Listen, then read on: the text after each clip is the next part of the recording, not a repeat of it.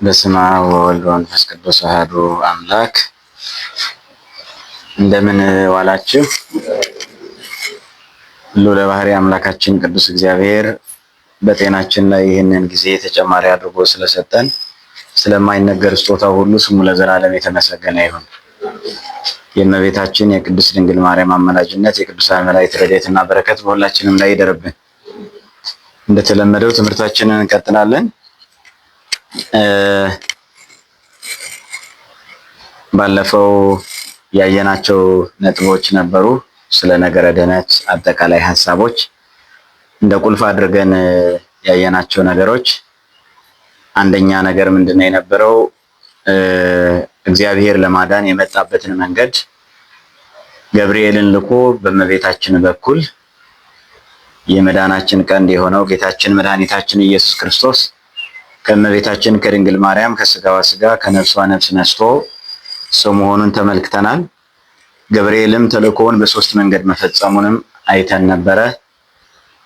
የመጀመሪያው እመቤታችን ድንግል ማርያም ከፍጡራን ሁሉ የከበረች ከእርሷ በቀር ከፍጡራን ሁሉ ወይም በፍጡራን ዘንድ ፈጽሞ የማይሆን ከዚያ በፊት ያልሆነ ከእርሷ በኋላም የማይሆን ለእሷ ብቻ የተሰጠ ጸጋ ከመሆኑ የተነሳ እመቤታችንን ሲያበስራት በፍጹም ክብርና በጥንቃቄ እንደነበረና በከበረ ሰላምታ ደስ ይበልሽ እንዳላት፣ ከዚያ ቀጥሎ ደግሞ ትጸንሻለሽ ትወልጃለሽ እንዳላት፣ በመጨረሻም ደግሞ እመቤታችንን ስለጠየቀች ለጥያቄዋ መልስ የሚሆን በሶስት የተከፈለ መልስ እንደተናገራት፣ ለምሳሌ መንፈስ ቅዱስ ወደ አንቺ ይመጣል፣ ከዚያ ቀጥሎ ደግሞ እነሆ ዘመድሽ ኤልሳቤጥ መካን ሲለዋት በሽምግልናዋ በእርጅናዋ ወራት ጸነሰች፣ ይህም ከሆነ 6 ወር ሆኗል አለ። መጨረሻ ላይም ደግሞ የሰጣት ማረጋገጫ ምን ነበረ? ለእግዚአብሔር የሚሳነው ነገር የለም ሲላት ይሁንልኝ ይደረግልኝ አለች። አካላዊ ቃል እግዚአብሔር ወልድ ኢየሱስ ክርስቶስ በማኅፀነ ማርያም መጸነሱን በማኅፀነ ማርያም ማደሩን ተመልክተናል። ከዚያ ቀጥለን መዳን ምንድን ነው የሚለውን ነገር አብራርተናል። መጨረሻ ላይ እናየዋለን። ያው ስላየነው መድገም አያስፈልግም። ሌላው መዳን የተገለጸባቸው አንዳንድ ነገሮች ብለንም አይተናል። ገረፍ ገረፍ አድርገነዋል። ዝም ብለን ዋና ሀሳቦችን ብቻ እንናገርና ዛሬ የዳነው እንዴት ነው የሚለውን የዳነው በማን ነው የሚለውንም እንመለከታለን መጨረሻ ላይ ማለት ነው። እግዚአብሔር ከሁላችንም ጋር ይሁን። መዳን የተገለጸባቸው ነገሮች አንዱ ቤተሰባዊነት እንደሆነ ባለፈው ተማምረናል። ቤተሰብነታችን እንዴት ነው ሲባል እግዚአብሔር አባታችን ነው፣ እኛ ደግሞ ምኖቹ ነን? ልጆቹ ነን። ጸሎታችን ራሱ ምንድነው የሚለው? ንገሩኝ። ምንድነው የሚለው? አባታችን ሆይ አቡነ ዘበሰማያት በሰማያት የምትኖር አባታችን ሆይ። ጸሎታችን አባታችን ሆይ ከሆነ በእኛና በእግዚአብሔር መካከል ያለው ግንኙነት ምንድነው ሲባል ቤተሰባዊ ነው።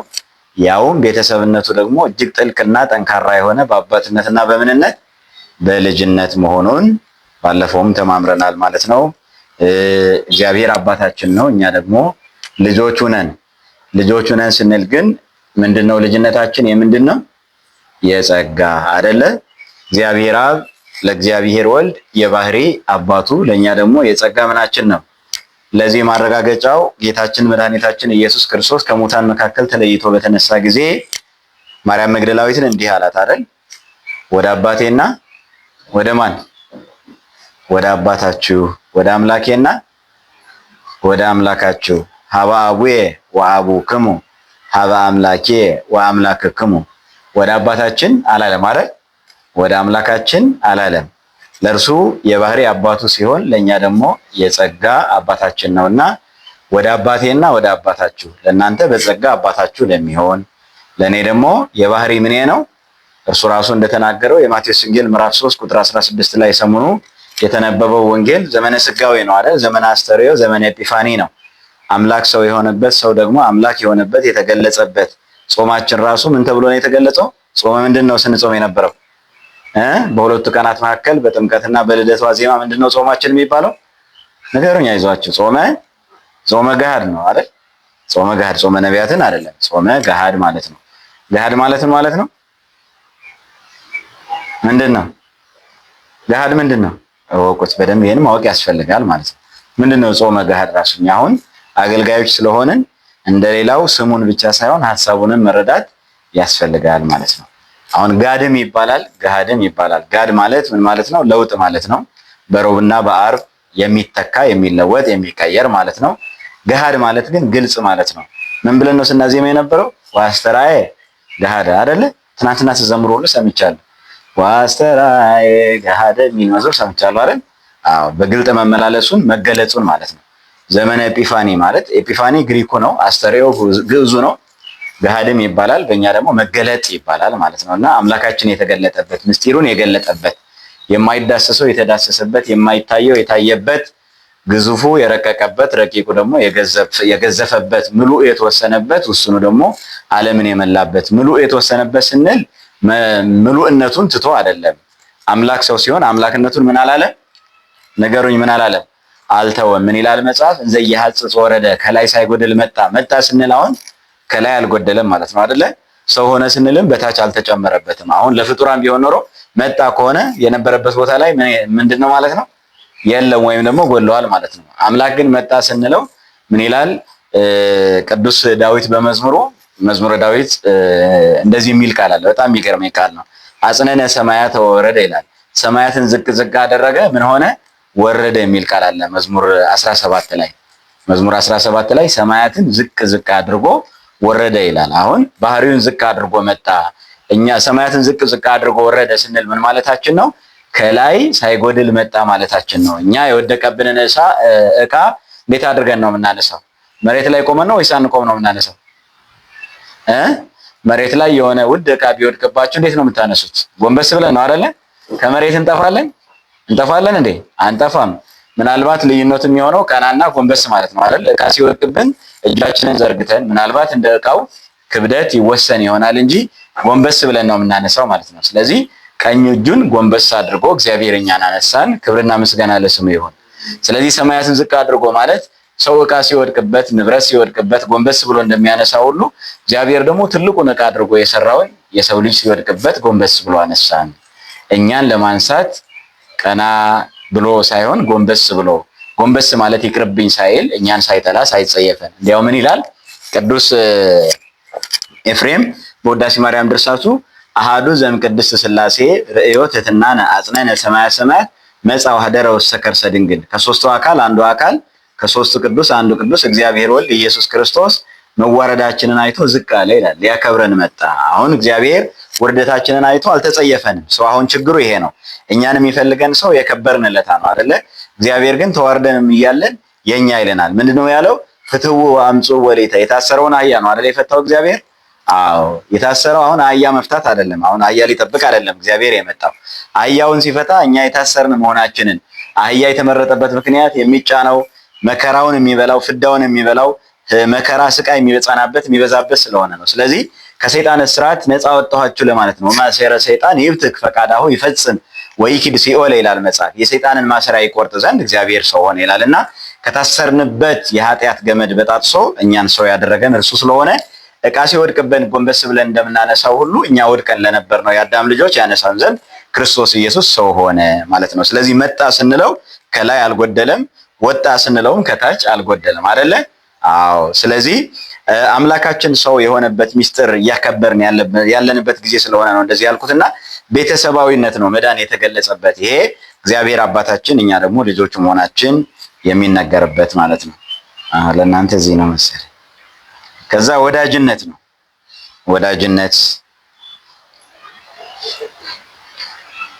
ወዳጅነት ክርስቶስ የኃጢአተኞች ምንድነው? ወዳጅ ሆነዋል። እንዲያውም አይሁድ ክርስቶስን ካሙበትና ከወነጀሉበት አንዱ ነገር ምንድነው? ከምኖች ጋር ይውላል ነው። ከኃጢአተኞች ጋር ይውላል የሚል ጽሑፍ አለ። የሉቃስ ወንጌል ምዕራፍ 15 ላይ ተመልከቱ። ይሄስ ከኃጢአተኞች ጋር ምን ይላል? ይውላል ብለው አይሁድ ከሰውታል ማለት ነው። እንደዚህ አይደል ያደረገው? የዮሐንስ ወንጌል ምዕራፍ 4 ባለፈው አንስተነው ነበር ይመስለኛል። ሳምራዊቷን ሴት ሄዶ ሲጠይቃት ውሃ ጠጪኝ ሲላት፣ እርሷ ግን ምንድን ነው ያለችው? አንተ አይሁዳዊ ስትሆን እኔ ሳምራዊ ስሆን እንዴት ነው ጨክነህ እኔን ሰው አድርገህ ውሃ ሰጠኛለች ብለህ የጠየቀኝ እንዴት ነው ብላ የገረማት የደነቃት ማለት ነው። እሱ የጠየቃት ውሃ ነው፣ እሷ ግን የጠየቀችው ምኑን ነው? ዘሩን ነው አይደለ? ያልተጠየቀችውን ነው የምትመልሰው። እኛም ዛሬ አላግባባ ያለን ነገር ቢኖር ይሄ ነው። ሰው በሰውነቱ ብንረዳው፣ ሰው በሰውነቱ ብንለካው፣ ብንመዝነው ኑሮ እንደዚህ አንናቆርም፣ እንደዚህ አንለያይም ነበር። ግን ለሰው ከሰውነት መለኪያ ውጪ ስናወጣ ሰውን መቀበልና ከሰው ጋር መግባባት አይቻልም። ምክንያቱም ሰው ከሰው ጋር የሚያግባባው ሰውነቱ ስለሆነ ስብዕናው ስለሆነ ማለት ነውና እግዚአብሔር ኢየሱስ ክርስቶስ ግን የተናቁትን ሊያከብር የተዋረዱትን ከፍ ሊያደርግ የወደቁትን ሊያነሳ ኃጢአተኞችን ሊያነጻ ስለመጣ እሱ የኃጢአተኞች ወዳጅ ተብለዋል ማለት ነው። ስለዚህ ስለ ኃጢአተኞች መጽሐፉ ምን ይላል? ወሰበእንዘ ጾሩ ንሕነ ለእግዚአብሔር በሞቱ ወልዱ ተሳሃለነ፣ እኛ ጠላቶች ሳለን በልጁ ሞት እኛን ምን አደረገን ይላል? ታረቀን። ጠላቶቹ ሳለን ነው የሚለውና የእግዚአብሔር ጠላቶች የሆንበት ምክንያት ምንድነው ሲባል ኃጢአተኝነታችን ነው።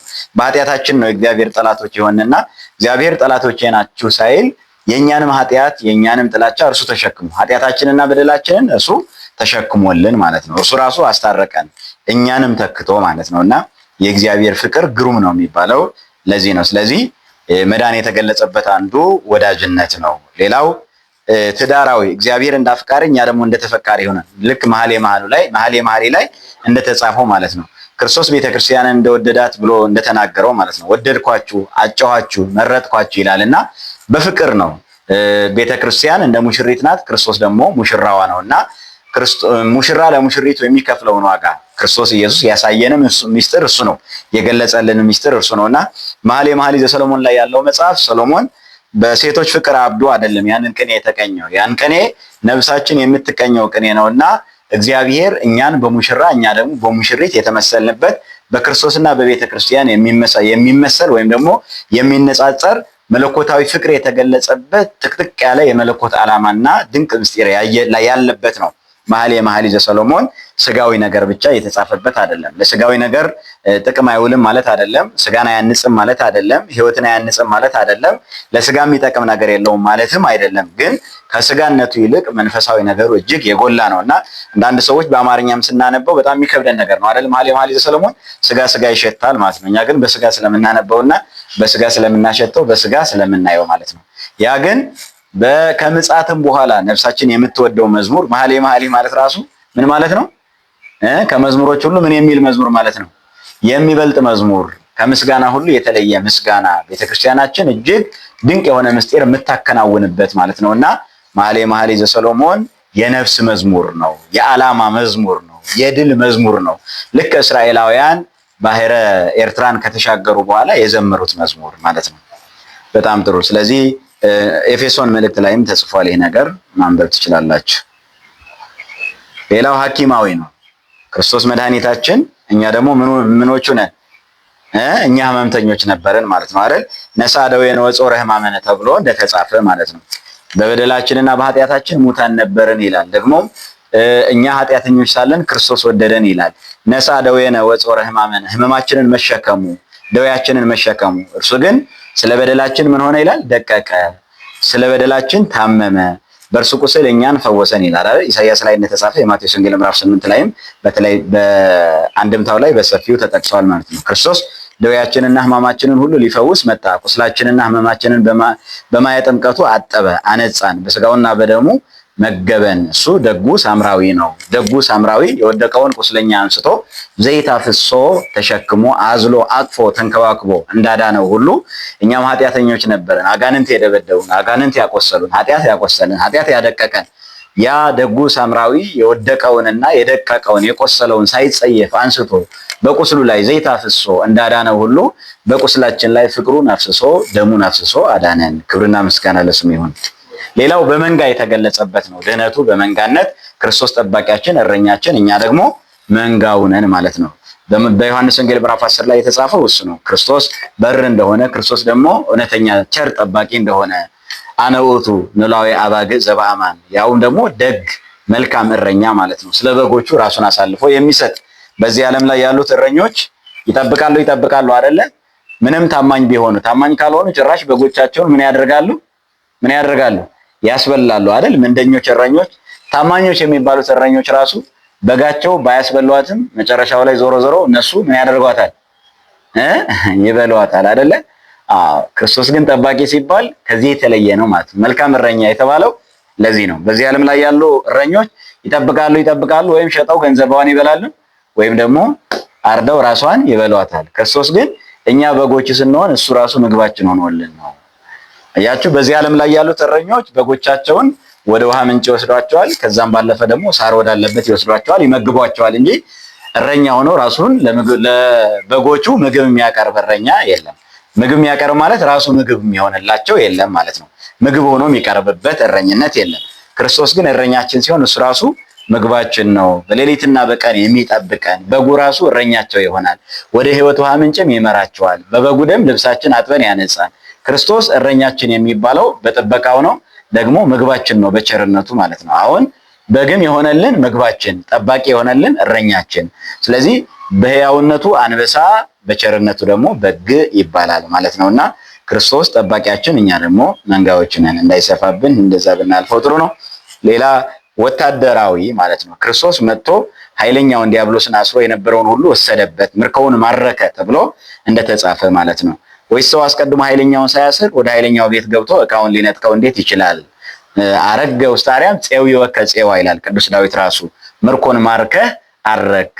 እለ ውስተ ሲኦል ጻኡ ወእለ ውስተ ጽልመት ተከሰቱ። በጨለማ ያላችሁ ወደ ብርሃን፣ በሲኦልም ያላችሁ ደግሞ ወደ ገነት ውጡ ብሎ ሰላማችንን ያወጀልን፣ ምርኮን የማረከ ለ5500 ዘመናት ሙሉ ታስረው የነበሩትን የሰው ልጆችን የፈታ ነፃ ያወጣ፣ ፈታችሁ አምጡልኝ ያለ ማለት ነው። ፈቶ መምጣት የቻለ ምንድነው? ማንም አንዳች ቢላችሁ ለማን ያስፈልጉታል በሉ ነው የሚለው።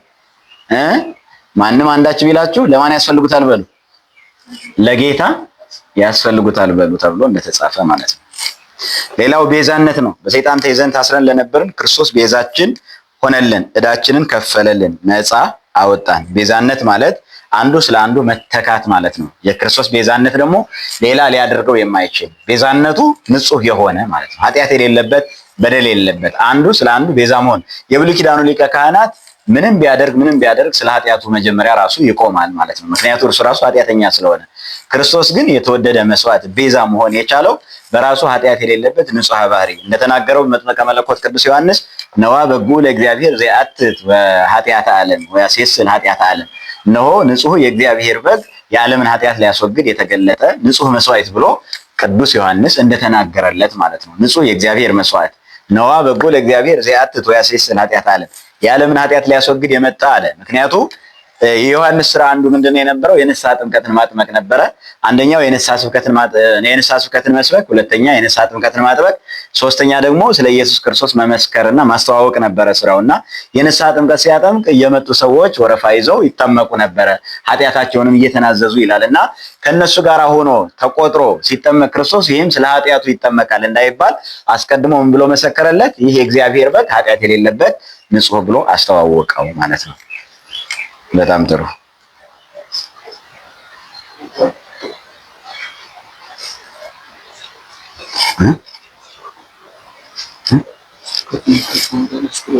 የረሳሁት ነው። እሺ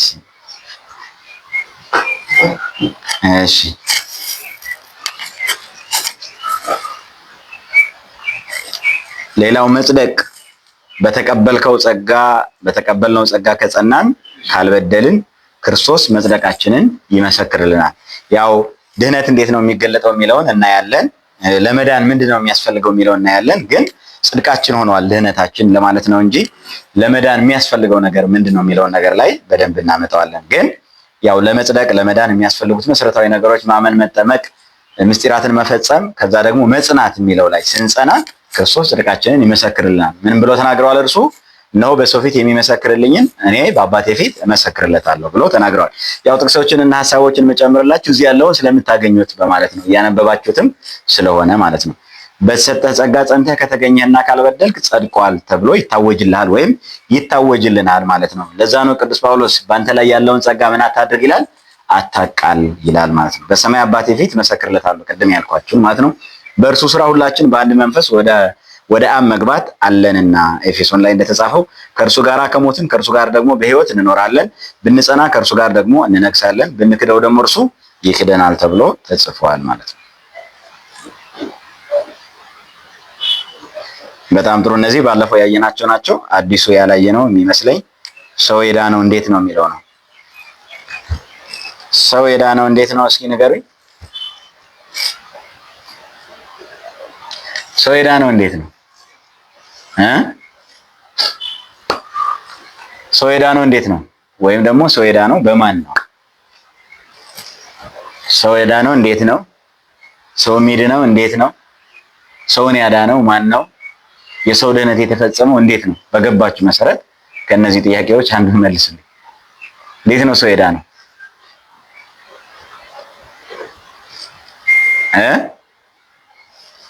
እሺ ሰው የዳነው እንዴት ነው? ሰውን ያዳነው ማን ነው? ሰው የሚድነው እንዴት ነው? አበዛውት? ከአንዱ አንዱ ገብቷቸው እንድትመልሱልኝ ብዬ ነው። ሰው የዳነው እንዴት ነው? እሺ እናሳጥረውና ሰውን ያዳነው ማን ነው? ማን ያዳነው ሰው? ድህነታችን የተፈጸመው እንዴት ነው? በማን ነው ማለት ነው? በማን ነው የተፈጸመው ድህነታችን? ኦርቶዶክሳዊ የመዳን ትምህርት ድህነት የተፈጸመው በማን ነው ብላ ታምናለች ቤተክርስቲያን። ተምረነዋል እኮ ባለፈው አይደለ እንዴ? በመላእክት ምን አላለንም? አላዳነንም አይደለ? አዎ የመላእክት ስራ ሌላ ነው። ማዳን የማን ስራ ነው? ከኔ በቀር የሚያድን የለም ተብሏል እኮ አይደለ? አዎ አትፍሩ አይዟችሁ ማለት ነው። አሁን መላእክት አያድኑም ተጽፏል እኮ መላእክት ደግሞ እንደሚያድኑ። ግን ምንድነው እንዴት ነው የሚያድኑት የሚለውን ነገር ደግሞ የእግዚአብሔር መልአክ ይላል አይደል? በሚፈሩ ሰዎች ዙሪያ ነገሩኝ ምን ያደርጋል? ምን ያደርጋቸዋል? ያድናቸዋል ማለት አያችሁ። ድነት ብዙ ነው ማለት ነው። ለዚህ እኮ ነው ጥልቁን ሁሉን ነገር በደንብ መመርመር የሚያስፈልገው። አንዱን ጥራዙን ይዞ ተነስቶ መንጣጣት ብዙም ትርጉም የለውም ማለት ነው። ምክንያቱም መዳን አሁን መላእክት አያድኑም። አዎ መላእክት ደግሞ የሚያድኑበት ሁኔታ አለ። መላእክት የሚያድኑት ከምንድን ነው? የማያድኑት ከምንድን ነው? ማወቅ ያስፈልጋል። ምክንያቱም መጽሐፍ ቅዱስ ራሱ ምን አለ? የእግዚአብሔር መልአክ በሚፈሩ ሰዎች ዙሪያ ይሰፍራል። የእግዚአብሔር መልአክ እግዚአብሔርን በሚፈሩ ሰዎች ዙሪያ ይሰፍራል ያድናቸውማል የሌለው ይባላል ማለት ነው። ግን የሚያድነው እንዴት ነው? መጽሐፍ ቅዱስ ደግሞ መላእክት እንደማያድኑ ደግሞ ይናገራል። ምን ይላል? ለምሳሌ እነርሱም አምን ሥጋ አላቸው አኮኑ መላእክት መንፈስ እሙንቱ ለይትፌነው ለመልእክት በእንተ እላለሁ ይረሱ ሕይወተ ዘላለም። መላእክትማ ሁሉ መዳንን ይወርሱ ዘንድ ለማገዝ የሚላኩ መናፍስት አይደሉምን ይላል። ለማገዝ የሚላኩ መናፍስት ናቸው እንጂ አንተ ልጄ ነህ አልተባለም ሚካኤል። አንተ ልጄ ነህ አልተባለም ገብርኤል። አንተ ልጄ ነህ እኔ ዛሬ ወለድኩት የምወደው ልጄ በእርሱ ሁሉኝ የምመለክበት ልጄ እርሱ ነውና እርሱን ስሙት አልተባለም ለሚካኤል ለገብርኤል አልተባለም። ከቶ ለመላእክት እንኳን ለአንዱ ለማን ተብሏል ይላል ቅዱስ ጳውሎስ ራሱ ማለት ነው። ስለዚህ መዳን የሚለውን ነገር በደንብ መረዳት ያስፈልጋል ማለት ነው። መድኃኒት ቤት ይባላል አሁን አይደለ? ነውር ነው እሱ አሁን? አዎ መድኃኒት ቤት ይባላል። መድኃኒት ውጪ ዳንኩኝ ይላል ሰው። አሁን ከምንድን ነው የዳነው? ይሄ ነው። ስለዚህ ቋንቋዎች ወይም ቃላቶች እያንዳንዱ የራሳቸው የሆነ ትርጉምና የራሳቸው የሆነ ቦታ ይኖራቸዋል እንጂ ዝም ብለው መፎከር ጥቅም የለውም ማለት ነውና መላእክት ያድናሉ አለ መጽሐፍ። እንደገና በመላእክት ያልዳነም ደግሞ አለ መጽሐፍ። ደግሞ እግዚአብሔር ከኔ በቀር የሚያድን የለም ማለት አያችሁ። ከኔ በቀር ቅዱስ የለም ይላል። እናንተ እኔ ቅዱስ እንደሆንኩ ቅዱሳን ሆኑ ደግሞ ይላል። ደግሞ ቅዱሳን ተብለው እንደተጠሩም ሰዎች መጽሐፍም ይናገራልና ምንድነው ይሄ ነገር ታዲያ የሚለውን ነገር ነው። እግዚአብሔር በባህሪው ቅዱስ፣ ሌሎች ቅዱሳን ቅዱሳት የተባሉት ደግሞ እግዚአብሔር ስለቀደሳቸው እግዚአብሔር ቅዱስ ነውና የእርሱ የሆኑት ሁሉ ምን ይሆናሉ? ምን ይሆናሉ? አያችሁ ቅድስና የእግዚአብሔር ባህሪ ነው። ሰው የእግዚአብሔር ሲሆን ሌላውም የእግዚአብሔር ሲሆን ምን ይሆናል? ሰው ብቻ አይደለም መላእክትም ምን ይሆናሉ? ቅዱሳን ይሆናሉ። ከዛ ቀጥሎስ ዕቃው ሁሉ ነዋየ ቅዱሳት እንላለን አይደለ? እነዚህ የተቀደሱ ናቸው ተብሎ ስለተጻፈ ማለት ነው። ነዋየ ቅዱሳት ራሱ የእግዚአብሔር ሲሆን ነው የሚቀደሰው። ጽዋው ውሃ ከጠጣንበት ቅዱስ አይደለም ዕቃ ነው የሚሆነው ማለት ነው። መጠጫ ኩባያ ነው የሚሆነው። ቅዱስ ክቡር ደግሞ ስንጠጣበት ደግሞ ምን ይሆናል ማለት ነው? ጽዋ ሕይወት ይሆናል ማለት ነው። የድህነት ስራ የሚፈጽም የተለየ የተመረጠ የተቀደሰ ዕቃ ይሆናል። ስለዚህ በውሎው ነው በዓላማው ነው የሚለየው እንጂ ዕቃ ከዕቃ አይበልጥም። በሚሰጠው አገልግሎት ግን ምን ይሆናል? እንዲያውም እኮ የቤተ መቅደስን ዕቃዎች የቤተ መቅደስን መገልገያ ሚስጥራት መፈጸሚያ ዕቃዎች ሰዎች ለግላቸው አውሏቸው በእነዚህ ነገሮች ደግሞ ተፈርዶባቸዋል። መጽሐፍ ቅዱስ ይላል አይደለ? ቀለህ ተገኘ ይላል እኮ። መቅለልም ነው ኃጢአትም ነው ማለት ነውና የሚያድን ማን ነው? ነገሩኛ ይዟችሁ የሚያድን ማን ነው? አዎ እግዚአብሔር ነው። ኢየሱስ ክርስቶስ ነው ያዳነን፣ እርሱ ነው። አሁን እያወራን ያለነው ከኃጢአት ስላዳነን ጌታ ነው እየተናገርን ያለነው። ከኃጢአት ስላዳነን ራሱ ቤዛ ሆኖ መድኃኒት ሆኖ ሞተልን። የሞተልን ያዳነን ስንል የሞተልን እያልን ነው ማለት ነው። የማይሞተው መሞቱን ባለፈው በደንብ ተነጋግረነዋል። በመልአክ አላደረገውም። ምክንያቱ እኛን ለማዳን ቢያንስ አራት ነገሮች የሚያስፈልጉ ነገሮች ነበሩ ብለን አይተናል አይደለ? እኛን የሚያድን መጀመሪያ ምን አይነት መድኃኒት መሆን ነበረበት? ተማምረነዋል እኮ። እኛን የሚያድነን መድኃኒት ምን አይነት መሆን ነበረበት? ሰው መሆን ነበረበት አይደለ? ከዚያ ቀጥሎስ ምን መሆን ያስፈልገዋል? መሞት አይደለ? ከዚያ ቀጥሎስ ምን ያስፈልገዋል? ምን መሆን? ንጹሐ ባህሪ ወይም ደግሞ ሞትን የሚያሸንፍ ማለት ነው። ንጹሐ ባህሪ፣ ምክንያቱም ስለሞተ ሁሉ ሊያድን አይችልም። አሁን ለምሳሌ ሰው መሆን አለበት የሚለው ሁላችን እናሟላለን። ሰው ሆነን ተፈጥረናል። ግን እኛ ማዳን እንችላለን? አንችልም። ቀጣዩ መሞት፣ እኛስ እንሞታለን። ጥሩ፣ እሱ መሆን ይቻላል።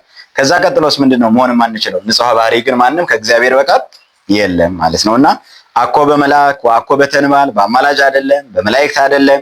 በማን ነው የዳን ነው? በክርስቶስ ኢየሱስ ነው የዳን ነው። ከኔ በቀር የሚያድን የለም ያለበትን ምክንያት ይህንን ቤዛነት ይህንን ህይወት ለመናገር ነው ማለት ነውና ሰው የዳነው እንዴት ነው? እዚህ ላይ አሁን ልግለጽላችሁ። ሰው የዳነው እንዴት ነው?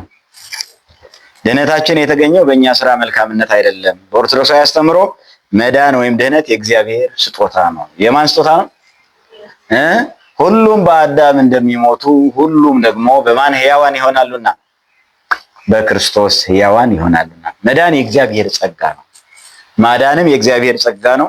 ድህነትም የእግዚአብሔር ጸጋ ነው። መዳንም የእግዚአብሔር ጸጋ ነው። የሰው ልጅ የዳነው በእግዚአብሔር ጸጋ ነው። የሰው ድህነት የእግዚአብሔር ቸርነቱ ስጦታው ለሰው ያለው የማይለወጥ ፍቅር ውጤትና መግለጫ ነው። መዳን የእግዚአብሔር ስጦታ ነው። ስለዚህ የኛ ድህነት የእግዚአብሔር ስጦታ ነው። ስጦታውን አክብሮ ምን ማድረግ ያስፈልጋል? መቀበል ያስፈልጋል። አያችሁ፣ በክርስቶስ ለሆኑ ነው የሚለው መጽሐፍ ማለት። በክርስቶስ ለሆኑ ምን የለባቸው? ኩነኔ የለባቸውም። አሁን ዓለም ድነዋልና ተብሎ በክርስቶስ ያልሆነ ይድናል? ይድናል? በክርስቶስ ያልሆነ በክርስቶስ ያልሆነ አይድንም። አያችሁ፣ የምንጠመቀው ቅዱስ ሥጋውንና ክቡር ደሙን የምንቀበለው የክርስቶስ ለመሆን ነው። የክርስቶስ የሆነ ደግሞ ሞት የለበትም፣ ኩነኔ የለበትም። በወልድ ያመነ የዘላለም ሕይወት አለው። ያላመነ ግን አሁን ምን ሆኖበታል? ተፈርዶበታል። ፍርደኛ ነው አሁን ራሱ ማለት ነው። ስለዚህ ማወቅ ያለብን ነገር መዳን የእግዚአብሔር ስጦታ ቢሆንም ቅሉ ድህነትንና መዳንን የእግዚአብሔር ጸጋ ነው ብሎ አክብሮ መቀበልና ማመን፣ ባመኑት ነገርና ባከበሩት ነገር ደግሞ ጸንቶ መኖር ያስፈልጋል ማለት ነውና መዳን የኛ ስራ ውጤት አይደለም። የማን ስጦታ ነው? የእግዚአብሔር ስጦታ ነው። መጽሐፍ የሚለን ይህን ነው። እዚህ ላይም እንመለከተዋለን። ያው እዚህ ላይ ግሪከኛ የመሰለባቸው ስለማያነበው ነው። እንትኑ ኮምፒውተሩ ያነባዋል፣ ስልኩን ግን አላነበበውም። ችግር የለውም። ኮምፒውተር ላይ እንደነገርኳችሁ ነው። ሰው የዳነው እንዴት ነው የሚለው ድህነታችን የተገኘው በእኛ ስራ መልካምነት አይደለም። በኦርቶዶክሳዊ ትምህርት መዳን ወይም ድህነት የእግዚአብሔር ስጦታ ነው። ሐሳቡን ያዙት። የሰው ድህነት የእግዚአብሔር የቸርነቱ ስጦታና ለሰው ያለው የማይለወጥ ፍቅር ውጤትና መግለጫ ነው።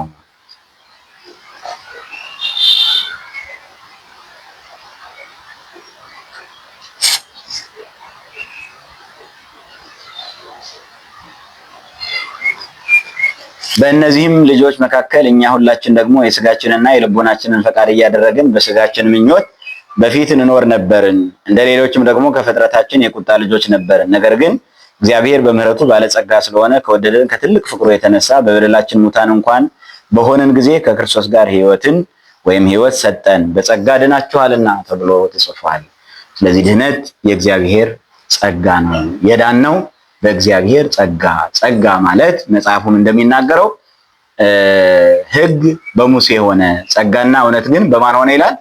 በክርስቶስ ኢየሱስ ሆነልን ይላል። ጸጋና እውነት በክርስቶስ ኢየሱስ፣ ክርስቶስ ጸጋችን ሕይወታችን ሆኖልናል ማለት ነውና መዳናችን የእግዚአብሔር ጸጋ ነው።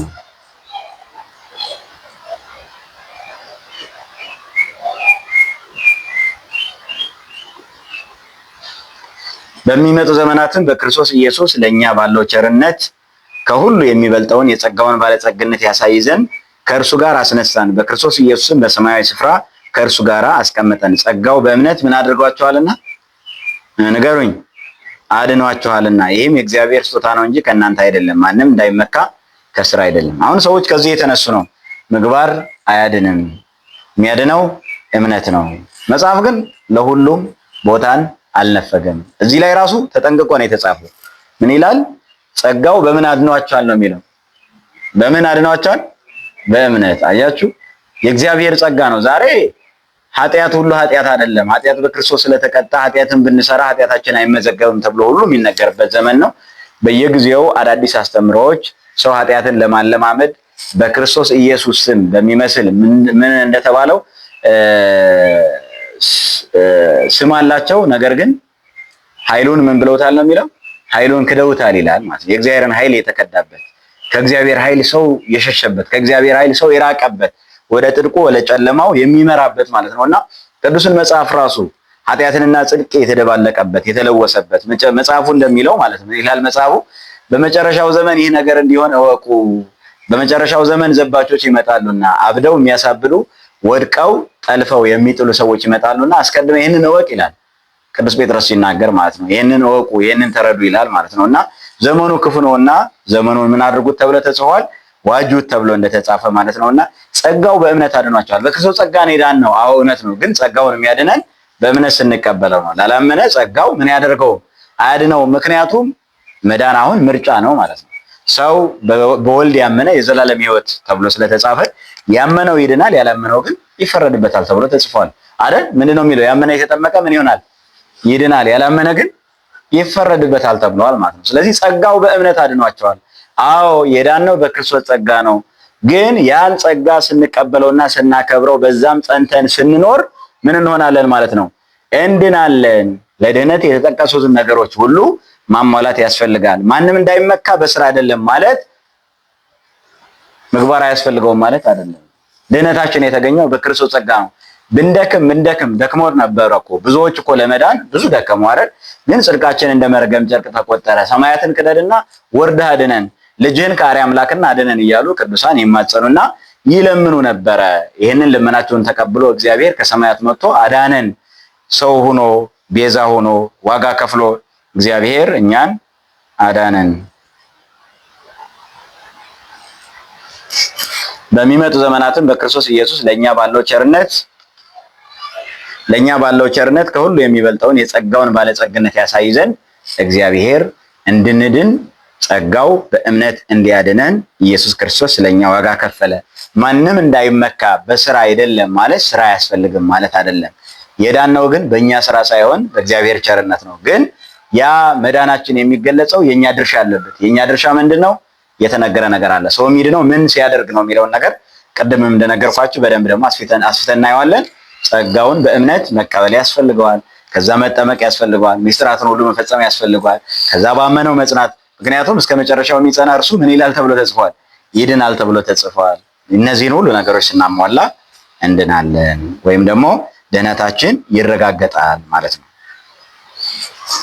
በእርሱ የሚያምን ሁሉ የዘላለም ሕይወት እንዲኖረው እንጂ እንዳይጠፋ እግዚአብሔር አንድያ ልጁን እስኪሰጥ ድረስ ዓለሙን እንዲሁ ወደዋልና ተብሎ እንደተጻፈ የዮሐንስ ወንጌል ምዕራፍ 3 ቁጥር 16 ላይ ምን ተብሎ ነው የተጻፈው? በእርሱ የሚያምን ሁሉ የዘላለም ሕይወት እንዲኖረው እንጂ እንዳይጠፋ እግዚአብሔር አንድያ ልጁን እስኪሰጥ ድረስ ዓለሙን እንዲሁ ምን ብለዋልና ወደዋልና። ይሄ ደግሞ ምን ያሳያል ማለት ነው? ጸጋው ያሳያል። እናንተንም ነውርና ነቀፋ የሌላችሁ ቅዱሳን አድርጎ በእርሱ ፊት ያቀርባችሁ ዘንድ በፊት የተለያችሁትን ክፉ ስራችሁንም በማድረግ በሐሳባችሁ ጠላቶች የነበራችሁትን ሁሉ በስጋው ሰውነት በሞቱ በኩል ምን አደረጋችሁ ይላል? አስታረቃችሁ። ቅድም እንደነገርኳችሁ እንዲያው ምን ይላል? ወሶበ እንዘ ጸሩ ንሕነ ለእግዚአብሔር በሞቱ ወልዱ ተሳሃለነ። እኛ የእግዚአብሔር ጠላቶች ሳለን በልጁ ሞት ታረቀን ይላል ማለት ነው። ስለዚህ ጠላቶቹም ሆነን እግዚአብሔር በልጁ ሞት ታረቀን እዚህ ላይ ተጽፏል።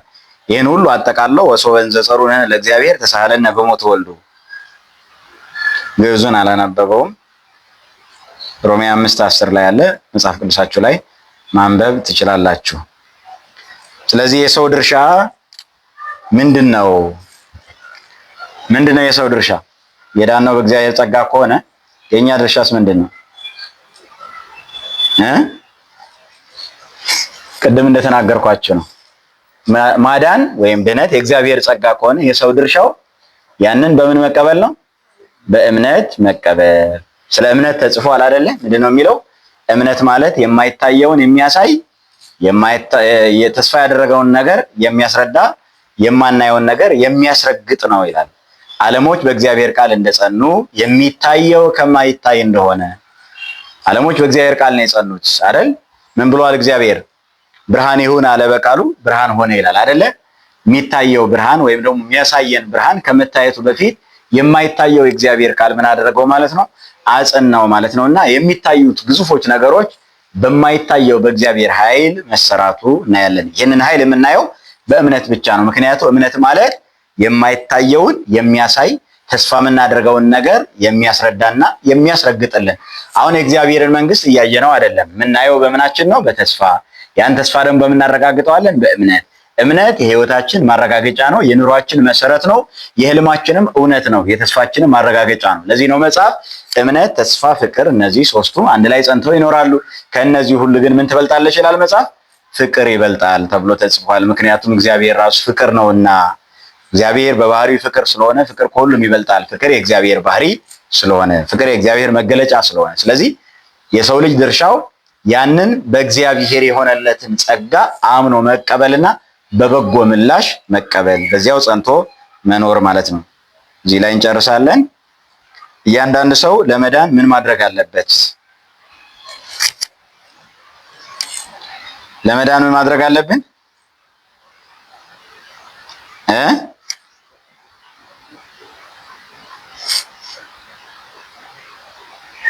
ለመዳን ምን ማድረግ አለብን? ቅድም እንዳየነው ነው፣ እናሳጥረዋለን። እዚህ ላይ ቀጣይ ምዕራፍ ናት እሷ፣ ትንሽ ናት። አንድ ቀን ለመጨረስ እንሞክራለን። እዚህ ጨርሰናል። በሌላ ፋይል አለ እሱ።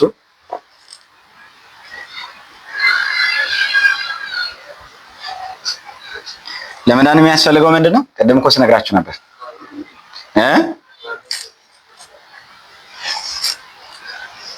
እያንዳንዱ ሰው ለመዳን ምን ያድርግ ነው? ማመን። በትክክል አዎ።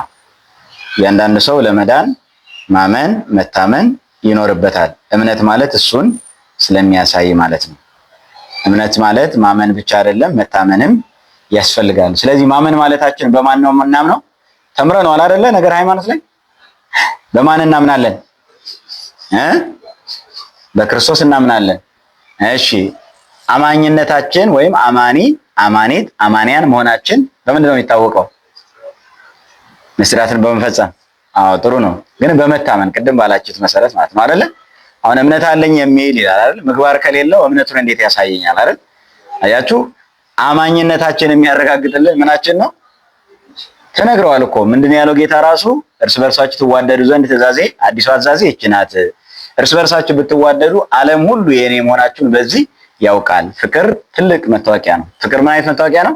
ትልቅና ከሁሉ የሚበልጥ የክርስቶስ መሆናችን የሚያሳውቀን ወይም ደግሞ የክርስቶስ መሆናችን የሚያረጋግጥልን ማረጋገጫችን ምንድነው ሲባል ፍቅር መሆናችን ወይም ደግሞ ለፍቅር መገዘታችን፣ በፍቅር መኖራችን ማለት ነውና ፍቅር የሌለው ማንን አያውቅም ተብሎ ተጽፏል? እግዚአብሔርን አያውቅም ተብሎ ተጽፏል። ፍቅር የሌለው እግዚአብሔርን አያውቅም ተብሎ ተጽፏል ማለት ነው። ስለዚህ ለመዳን አንድ ሰው የሚያስፈልገው ነገር ምንድነው? የመጀመሪያው ነገር ምንድነው የሚያስፈልገው? ማመን አይደለ? አዎ። እምነት መጽሐፉ ምን ስለሚል ያመነ የተጠመቀ ምን ይሆናል ነው የሚለው? ይድናል። ያላመነ ግን ይፈረድበታል። በወልድ ያመነ የዘላለም ሕይወት አለው። በእርሱ የሚያምን ሁሉ እንዳይጠፋ፣ በእርሱ የሚያምን ሁሉ እንዳይጠፋ እንዲድን እግዚአብሔር አንድያ ልጁን እስኪሰጥ ድረስ ዓለሙን ምን ብለዋልና? ወደዋልና። ስለዚህ ይህንን ጸጋ በማመን መቀበል ያስፈልጋል። የዮሐንስ ወንጌል ምዕራፍ 3 ላይ ማለት ነው። ሙሴም በምድረ በዳ እባብን እንደሰቀለ እንዲሁ በእርሱ የሚያምን ሁሉ የዘላለም ሕይወት እንዲኖረው እንጂ እንዳይጠፋ የሰው ልጅ ይሰቀል ይገባዋል። ሙሴ እንዴት የነሐሱን እባብ እንደሰቀለ ኦሪት ዘኍልቍ ምዕራፍ 21 ቁጥር 1 ላይ እንደዚህ ሆነ። እሺ፣ ሙሴ በምድረ በዳ እንዴት እባብን እንደሰቀለ ኦሪት ዘኍልቍ ምዕራፍ 21 ላይ አንብቦት፣ በሰፊው ተጽፏል ማለት ነው። ምዕራፍ 21 ላይ ኦሪት ዘኍልቍ ላይ እንደተጻፈው በእግዚአብሔር ላይ አጉረመረሙ ይላል። እግዚአብሔርም ደግሞ እስራኤላውያንን እባቦች በማምጣት ቀሰፋቸው ወይም ደግሞ ገደላቸው። እባብ ይነድፋቸው ጀመር። እባቡም ደግሞ በመርዙ እነዛን ሕዝብ ገደላቸው። ከዚያ በኋላ ግን በእግዚአብሔርና በአንተ ላይ አመፃናልና ሙሴ ሆይ ምን አድርግልን አሉት። ወደ እግዚአብሔር አመልክትልን አማልደን አሉት። ሙሴም ወደ እግዚአብሔር ባመለከተ ጊዜ መድኃኒቱን እግዚአብሔር ሰጠው። ምን አለ? የነሐሱን እባብ ስቀል አለው። የነሐሱን ምን አድርግ? የነሐስን እባብ ስራና በባላ ላይ ወይም ደግሞ በዓላማ በሰንደቅ ዓላማ ላይ ስቀለው። ያንን የነሐሱን እባብ ያዩት ሁሉ ምን ይላሉ? ይድናሉ። ስለዚህ እባቡ ወይም ደግሞ መርዙ በምንድነው የጠፋው? በነሐሱ እባብ አይደለ? አያችሁ ምን ማለት ነው? ባለፈው እንደነገርኳችሁ ስለ ቫክሲኔሽን ወይም ደግሞ ስለ ክትባት መድኃኒት የተሰራው ከምኑ ነው? ከበሽታው ነው። እግዚአብሔር አሁን ለምንድን ነው እባቦችን አመጣ አለ? በእባብ ተነደፉ። ስለዚህ እነዛን ሁሉ እስራኤላውያን የገደለ እባብ ማን ነው ማለት ነው? ማን ነው? ሰይጣን ነው አይደል? የቀደመው እባብ ዘንዶው ተጣለ ይላል እኮ አይደል? ማን ነው? ራእይ ላይ እንደተጻፈ ማለት ነው። ያ እባብ የተባለው ሰይጣን ነው። አሁን ሰይጣንን ማመልከት ፈልጎ ነው። ይሄ እባብ ደግሞ በነሐሱ እባብ ምን ይደረጋል ማለት ነው? ያንን በማሳየት እንደዳነው ሁሉ የሰው ልጅም ይሰቀል ዘንድ ይገባዋል። ሁላችንም በአዳምና በሔዋን ኃጢአት ምክንያት ዓለም ሁሉ ምን ሆነዋል? በሰይጣን መርዝ ተለክፎ በሰይጣን መርዝ ተነድፎ ሁሉም ምን ሆነዋል? ህመምተኛ ወይም ደግሞ ሞት የሚባል በሽታ መጥቶበታልና ያዩት ሁሉ ያንን የነሐሱን እባብ የተሰቀለውን አይተው ወይም ድምፁን ሰምተው እንደዳኑ እኛም የተሰቀለልን ክርስቶስ በማየት በልቦናችን በማየት ለኔ ሲል ተሰቀለ ብለን ለኔ ሲል ሞተ ብለን ስናምን ያን ጊዜ መድኃኒታችን ወይም ደግሞ ድህነታችን ይረጋገጣልና ይሄንን በእምነት መቀበል ያስፈልጋል። እንዴት ነው? የነሐስ እባብ አይተን ነው እንዴ? ምንድነው አላሉም። ተመልከቱ ተባሉ። ያንን አይተው ምን ሆኑ ይላል? ዳኑ። አያችሁ አሁን ምን ይላል መጽሐፍ? ከሰው ልባምነት ወይም ደግሞ ከሰው ማስተዋል ከሰው ጥበብ ይልቅ የእግዚአብሔር ሞኝነት ይበልጣል ይላል። የማን ሞኝነት ይበልጣል? እግዚአብሔር ሞኝ ነው እንዴ? ምን ማለት ነው? ለኛ ሞኝነት መሰለልን ማለት ነው። አሁን አንዳንዶቹን ልንገራችሁ። እግዚአብሔር ከሰማይ ወረደ ብንለው አሁን ለአንድ ለማያምን ሰው ወይም አህዛባዊ አረማዊ ለሆነ ሰው እግዚአብሔር ከሰማይ እንዴት ይወርዳል? አረ ጥያቄያቸው ዛሬ የሚጨፍሩት የሚናገሩት ነገር ይሄ ነው። አይወልድም አይወለድም ምን የለውም ቢጥ የለውም የሚል አስተምሮ አላቸው አይደለ? ምክንያቱም ለነሱ እንቆቅልሽ ሆነባቸዋል ማለት ነው። እንዴት ነው እግዚአብሔር የሚያክል ጌታ ከሰማይ ወረደ? ይሄንን አይችልም ማለት ለእግዚአብሔር እኮ ክስ ነው፣ ኃጢአትም ነው። ለእግዚአብሔር የሚሳነው ነገር የለም ተብሏል። እግዚአብሔር እንዴት ሰው ሆነ? ሁሉን ስለሚችል ማለትም እንኳን ያስፈልጋል እኮ። እግዚአብሔር እንዴት ሰው ይሆናል እንዴ? ለእግዚአብሔር የሚሳነው ነገር አለ እንዴ? እመቤታችን ራሱ የተናገረው ይሄን ነው። እኔ ወንድ ስለማላውቅ ይሄን ነገር እንዴት ይሆንልኛል ብላ ስጠይቀው ምንድነው ያላት? ለእግዚአብሔር የሚሳነው ነገር የለም። ይሄ እኮ ድንቅ ነገር ነው። እንኳን ለሰዎች ለመላእክት ራሱ አስገራሚ ነገር ነበረና ኢየሱስ ክርስቶስ በቤተልሔም ተወልዶ በእናቱ እቅፍ ሲያዩት ገረማቸው። እንዴት ነው በእንስሳቶች ማደሪያ በከብት ማደሪያ እንዴት ነው በጎል የተጣለው?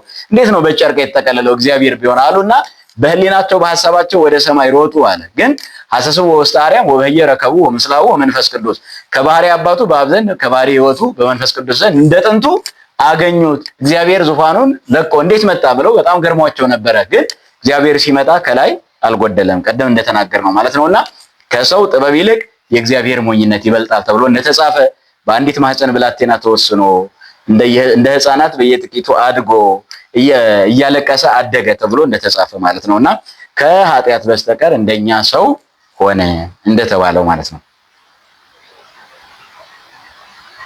ከዚህ አስተምሮ የሚወጣ ሁሉ በክርስቶስም ትምህርት ለማይኖር ሰው አምላክ የለውም። በክርስቶስ ትምህርት ለሚኖር አብና ወልድ አሉት። ማንም ወደ እናንተ ቢመጣ ይህንንም ትምህርት ባያመጣ በቤታችሁ አትቀበሉ፣ ሰላምም አትበሉት። ሰላም የሚለው ሰው በክፉ ስራው ይካፈላልና። ስለዚህ እምነት ማለት ምን ማለት ነው ካልን እግዚአብሔር እስከዛሬ ለኛ ያደረገልን ምን እንላለን? እናምናለን።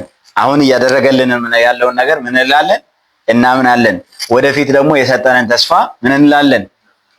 እስከ መጨረሻው የጸና እርሱ ይድናል የሚለውን ቃል የሰጠን እርሱ ነውና ይህንን ስንጠብቅ ምን እንሆናለን? ስለዚህ ማመን ማለት የሆነውን እየሆነ ያለውን ወደፊትስ የሚሆነው። ምክንያቱም ኢየሱስ ክርስቶስ ትናንትናም ዛሬም እስከ ዘላለም ምንድነው? ያው ነው። ይህንን ነው የምናምነው ማለት ነው። ሌላው ምስጢራትን መፈጸም ያስፈልጋል። እነዚህ ሰፋ ስለሚሉ መጨረሻ ላይ አንድ ቀን ጨምረን እነዚህን አጠቃለን ትምህርቱን እንጨርሰዋለን ማለት ነው። ጥቂት ነገር ነው የቀረን። ምስጢራትን መፈጸም የሚለው ምስጢራቱን አጠር አድርገን ዋና ነገሮቻቸውን ዋና ሐሳቦቻቸውን እናያለን ማለት ነው።